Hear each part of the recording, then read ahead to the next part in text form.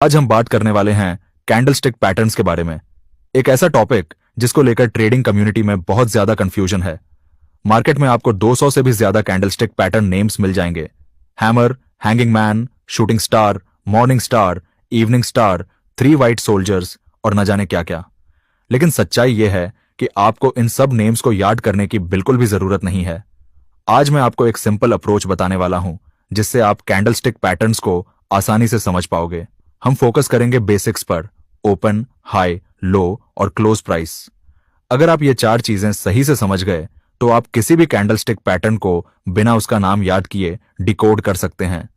साथ ही मैं आपको यह भी दिखाऊंगा कि पैटर्न से भी ज्यादा इंपॉर्टेंट क्या होता है, और वो है पैटर्न का लोकेशन। एक बहुत पावरफुल बुलिश कैंडल भी अगर गलत जगह पर बनेगी तो वो काम नहीं करेगी।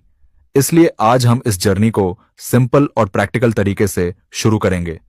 सबसे पहले समझते हैं कि एक कैंडलस्टिक हमें क्या इंफॉर्मेशन देती है। हर कैंडलस्टिक के अंदर 4 इंपॉर्टेंट प्राइसेस होती हैं। ओपन प्राइस, जहां से कैंडल शुरू हुई। हाई प्राइस, उस टाइम पीरियड की सबसे ऊपर वाली प्राइस। लो प्राइस, उस टाइम पीरियड की सबसे नीचे वाली प्राइस। और क्लोज प्राइस, जहां पर कैंडल बंद हुई। ये 4 नंबर्स ही उस कैंडल की पूरी कहानी बताते हैं। अब कैंडलस्टिक के 2 मेन पार्ट्स होते हैं, बॉडी और विक। बॉडी वो हिस्सा होता है जो ओपन और क्लोज के बीच का डिफरेंस दिखाता है। अगर क्लोज प्राइस ओपन प्राइस से ऊपर है तो कैंडल ग्रीन या व्हाइट होती है, जिसे हम बुलिश कैंडल कहते हैं। अगर क्लोज प्राइस ओपन प्राइस से नीचे है तो कैंडल रेड या ब्लैक होती है, जिसे हम बेरिश कैंडल कहते हैं। विक्स या शैडोज वो पतली लाइंस होती हैं जो बॉडी के ऊपर और नीचे दिखाई देती हैं, और ये हमें हाई और लो प्राइसेस तक ले जाती है। अब यहां सबसे इंपॉर्टेंट बात आती है, कैंडल का साइज और शेप हमें मार्केट साइकोलॉजी बताता है। बड़ी बॉडी का मतलब स्ट्रॉन्ग मोमेंटम, छोटी बॉडी का मतलब वीक मोमेंटम। लंबी अपर विक का मतलब ऊपर जाकर प्राइस को रिजेक्शन मिला, और लंबी लोअर विक का मतलब नीचे जाकर प्राइस को रिजेक्शन मिला और वापस ऊपर आया। सिर्फ इन सिंपल ऑब्जर्वेशन से ही आप मार्केट की स्ट्रेंथ और इंटेंशन समझ सकते हैं। अब मैं आपको बताता हूं कि 200 कैंडलस्टिक पैटर्न्स याद करने के बजाय हम कैंडलस्टिक्स को सिर्फ 3 कैटेगरीज में डिवाइड कर सकते हैं। पहली कैटेगरी है बुलिश कैंडलस्टिक्स। ये वो कैंडल्स होती हैं जो बाइंग प्रेशर दिखाती हैं। इसका मतलब बायर्स कंट्रोल में हैं और प्राइस ऊपर की तरफ जा रही है। दूसरी कैटेगरी है बेरिश कैंडलस्टिक्स। ये कैंडल्स सेलिंग प्रेशर दिखाती हैं, जहां सेलर्स डोमिनेट कर रहे होते हैं और प्राइस नीचे की तरफ जा रही होती है। तीसरी और सबसे इंपॉर्टेंट कैटेगरी है इंडिसाइसिव कैंडलस्टिक्स। ये वो कैंडल्स होती हैं जो मार्केट की कंफ्यूजन दिखाती है। ना बायर्स का क्लियर कंट्रोल होता है, ना सेलर्स का। मार्केट एक तरह से सोच रही होती है कि आगे क्या करना है। ऐसी कैंडल्स हमें यह सिग्नल देती हैं कि मोमेंटम वीक हो रहा है। अगर आप इन तीनों कैटेगरीज को अच्छे से समझ लेते हैं तो आप किसी भी कैंडल को देखकर तुरंत जज कर सकते हैं कि मार्केट का मूड क्या है। और सबसे इंटरेस्टिंग बात यह है कि यह अप्रोच किसी भी टाइम फ्रेम पर और किसी भी मार्केट में काम करती है, चाहे स्टॉक्स हो, फॉरेक्स हो या क्रिप्टो। अब चलिए डिटेल में समझते हैं बुलिश कैंडलस्टिक्स को। एक स्ट्रॉन्ग बुलिश कैंडल कैसी दिखती है? इसमें एक बड़ी ग्रीन बॉडी होती है, यानी क्लोज प्राइस ओपन प्राइस से काफी ऊपर होता है। अपर विक छोटी या बिल्कुल ना के बराबर होती है। इसका मतलब है कि प्राइस ऊपर गया और वहीं क्लोज भी हो गया, कोई खास रिजेक्शन नहीं हुआ। लोअर विक का छोटा होना या ना होना यह दिखाता है कि सेलर्स या तो आए ही नहीं या फिर बहुत कमजोर थे। अब बुलिश कैंडल्स के भी अलग अलग टाइप्स होते हैं। पहली होती है फुल बॉडी बुलिश कैंडल, जिसमें लगभग कोई विक नहीं होती, सिर्फ एक बड़ी ग्रीन बॉडी होती है। यह एक्सट्रीम बाइंग प्रेशर दिखाती है। दूसरी टाइप होती है बुलिश कैंडल, जिसमें स्मॉल अपर विक होती है। इसका मतलब है कि ऊपर थोड़ी देर रेजिस्टेंस आया, लेकिन बायर्स ने उसे ओवरकम कर लिया। तीसरी और बहुत इंपॉर्टेंट टाइप होती है वो बुलिश कैंडल, जिसमें लैम्बी लोअर विक होती है और ऊपर स्ट्रॉन्ग ग्रीन बॉडी होती है। बहुत से लोग इसे हैमर कहते हैं, लेकिन नाम से ज्यादा जरूरी है इसका मतलब समझना। जब आप ऐसी बुलिश कैंडल देखते हैं जिसमें लोअर विक लंबी होती है, तो वो कैंडल आपको ये कहानी बता रही होती है, कैंडल ओपन हुई, सेलर्स ने प्राइस को नीचे ढकेला, लेकिन उसके बाद बायर्स ने इतनी स्ट्रॉन्ग एंट्री मारी कि प्राइस को वापस ऊपर ले गए और कैंडल ग्रीन में क्लोज करवा दी। ये बायर्स की जीत की कहानी होती है। इसीलिए ऐसी कैंडल रिवर्सल के टाइम पर बहुत पावरफुल मानी जाती है। लेकिन यहां एक बहुत इंपॉर्टेंट बात समझना जरूरी है। सिर्फ बुलिश कैंडल दिखने का मतलब यह नहीं कि आप ब्लाइंडली बाय कर लें। लोकेशन सबसे इंपॉर्टेंट होती है। अगर बुलिश कैंडल सपोर्ट लेवल पर बन रही है तो उसकी पावर ज्यादा होती है। अगर वही कैंडल रेजिस्टेंस के पास बन रही है तो हो सकता है आगे बायर्स को प्रॉब्लम आए। अगर मार्केट पहले से अप ट्रेंड में है और बुलिश कैंडल बन रही है तो यह ट्रेंड कंटिन्यूएशन का सिग्नल है। और अगर मार्केट डाउन ट्रेंड में है और नीचे किसी स्ट्रॉन्ग सपोर्ट पर बुलिश कैंडल बनती है तो यह एक पॉसिबल रिवर्सल सिग्नल हो सकता है। अब एक इंटरेस्टिंग कंसेप्ट है जो कैंडल स्टिक्स को और बेटर समझने में हमारी मदद करता है, डाउ थ्योरी। डाउ थ्योरी कहती है कि ट्रेंड की स्ट्रेंथ आप कैंडल्स के साइज और बिहेवियर से जज कर सकते हो। जब मार्केट स्ट्रॉन्ग अप ट्रेंड में होता है तब आपको बड़ी बड़ी बुलिश कैंडल्स दिखती हैं और छोटी छोटी बेरिश कैंडल्स। इसका मतलब बायर्स इतने स्ट्रांग होते हैं कि जब भी सेलिंग आती है वो वीक रहती है। लेकिन जब यह बिहेवियर बदलने लगता है, यानी बुलिश कैंडल्स छोटी होने लगती हैं और बेरिश कैंडल्स बड़ी बनने लगती हैं, तो यह सिग्नल होता है कि ट्रेंड की स्ट्रेंथ कमजोर हो रही है। यह एक तरह का अर्ली वार्निंग सिस्टम है। आपको पहले ही आइडिया मिल जाता है कि शायद ट्रेंड रिवर्स होने वाला है या कम से कम कंसोलिडेशन आने वाली है। एक और इंपॉर्टेंट ऑब्जर्वेशन यह है कि जब लगातार बड़ी बड़ी बुलिश कैंडल्स आती हैं तो मोमेंटम बहुत स्ट्रांग होता है। लेकिन अगर उसके बाद एक छोटी सी बेरिश या इंडिसाइसिव कैंडल बन जाए तो यह दिखाता है कि बायर्स अब थकने लगे हैं, मोमेंटम धीरे धीरे खत्म हो रहा है। यही वो टाइम होता है जब आपको अपनी पोजीशन को प्रोटेक्ट करने के बारे में सोचना चाहिए, जैसे ट्रेलिंग स्टॉप लॉस लगाना। अब आते हैं सबसे क्रिटिकल पॉइंट पर। पैटर्न से ज्यादा इंपॉर्टेंट होता है पैटर्न का लोकेशन। मैं आपको एक एग्जांपल देता हूं। मान लीजिए एक बहुत बड़ी स्ट्रॉन्ग बुलिश कैंडल बनी है, पूरी ग्रीन बॉडी, लगभग कोई विक नहीं, बिल्कुल परफेक्ट बुलिश कैंडल। लेकिन अगर यही कैंडल किसी मेजर रेजिस्टेंस लेवल के बिल्कुल पास बन रही है, जहां पहले भी कई बार रिजेक्शन हुआ है, तो क्या आप यहां बाय करोगे? शायद नहीं, क्योंकि रेजिस्टेंस पर बायर्स को स्ट्रगल करनी पड़ सकती है। अब उसी बुलिश कैंडल को इमेजिन कीजिए, लेकिन इस बार वो किसी स्ट्रॉन्ग सपोर्ट लेवल पर बन रही है, जहां से पहले भी प्राइस बाउंस कर चुकी है, जहां बायर्स का स्ट्रॉन्ग बेस है। अब वही कैंडल कितनी पावरफुल लगती है। इसी वजह से मैं बार बार कहता हूं कि कॉन्टेक्स्ट और लोकेशन सबसे ज्यादा मैटर करते हैं।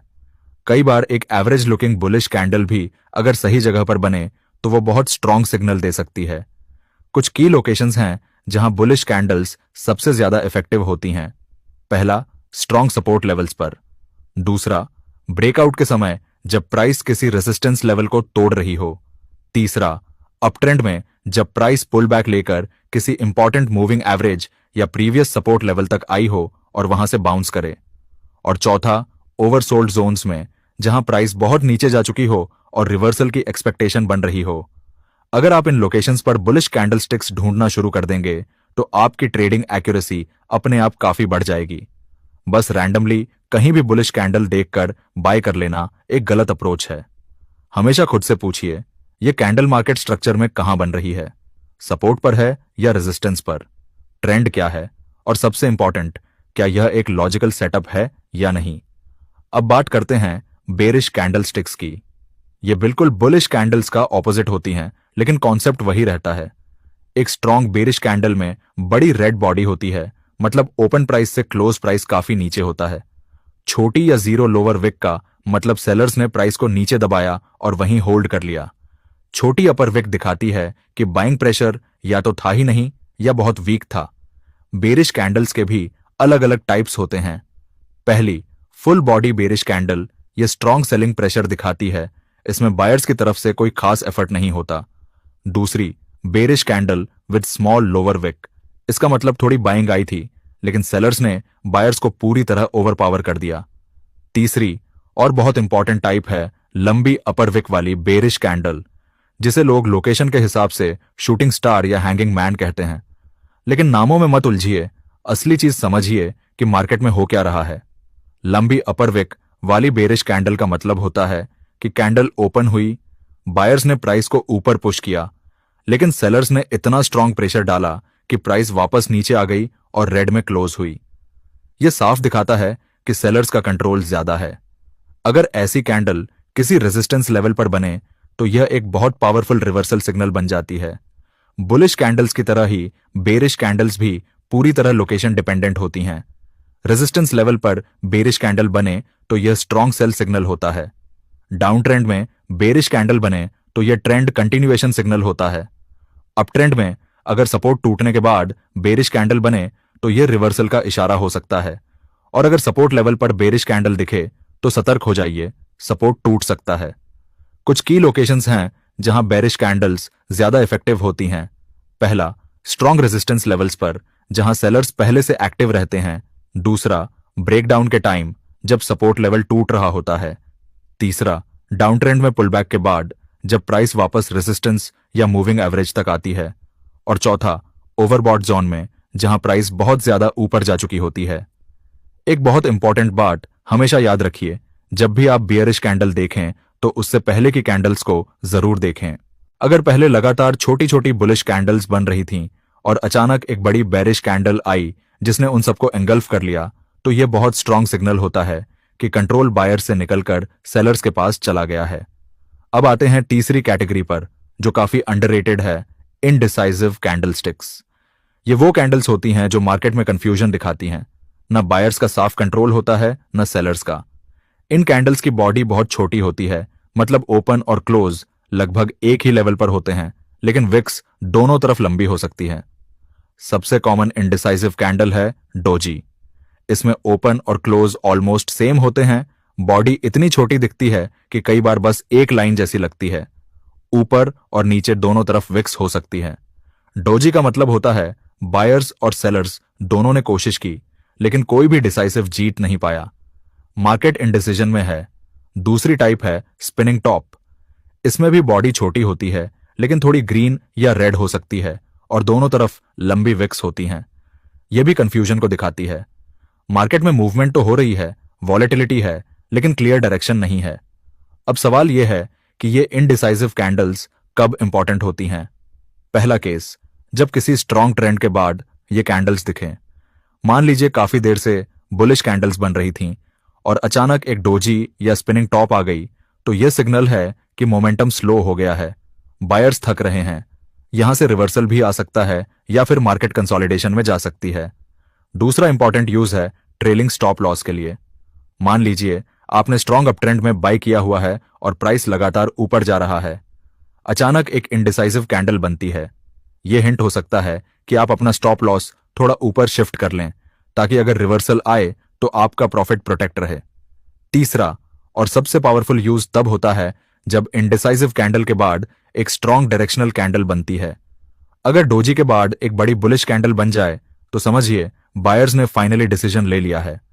और अगर डोजी के बाद एक स्ट्रॉन्ग बेरिश कैंडल बन जाए तो सेलर्स ने कंट्रोल ले लिया है।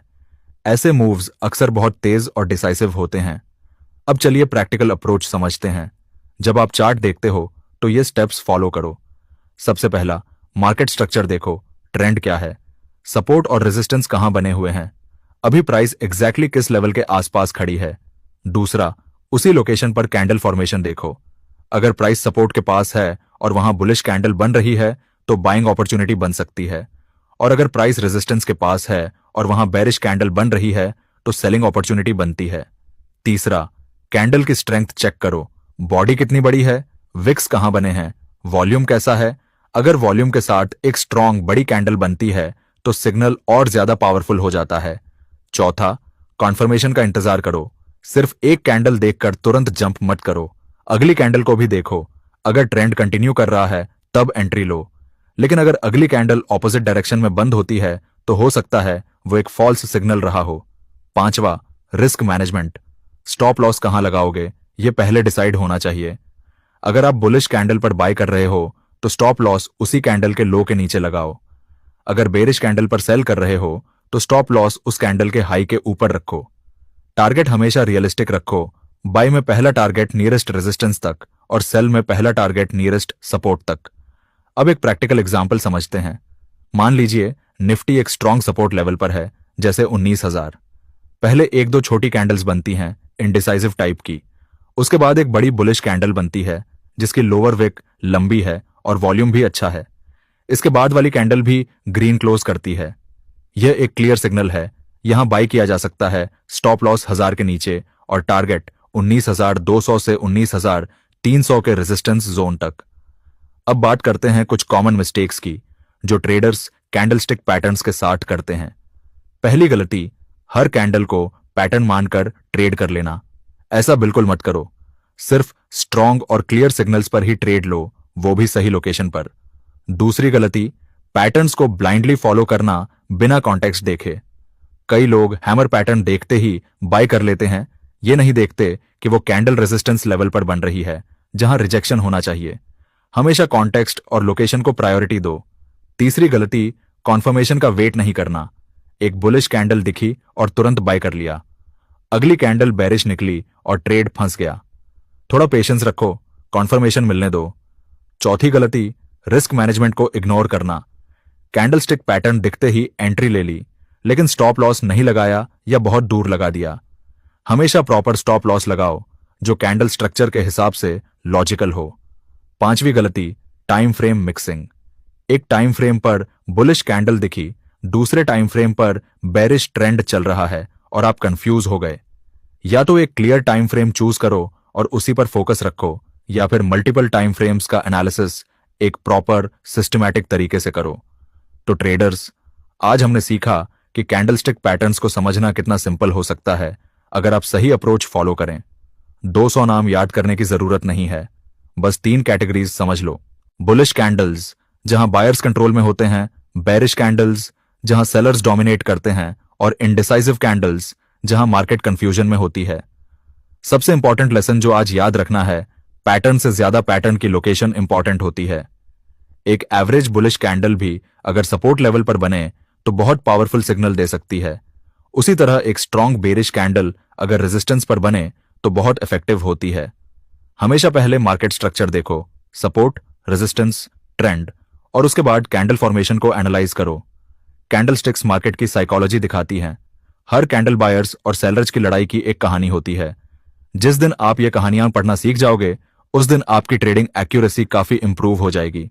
लेकिन याद रखिए, कोई भी पैटर्न 100% गारंटी नहीं देता, इसलिए हमेशा रिस्क मैनेजमेंट फॉलो करें, स्टॉप लॉस लगाएं और रियलिस्टिक टारगेट्स रखें। अगर आपको इस वीडियो से कुछ सीखने को मिला तो कमेंट करें मास्टरी कैंडलस्टिक पैटर्न और वीडियो को लाइक करें, और अगर आप चैनल पर नए हैं तो सब्सक्राइब कर लें।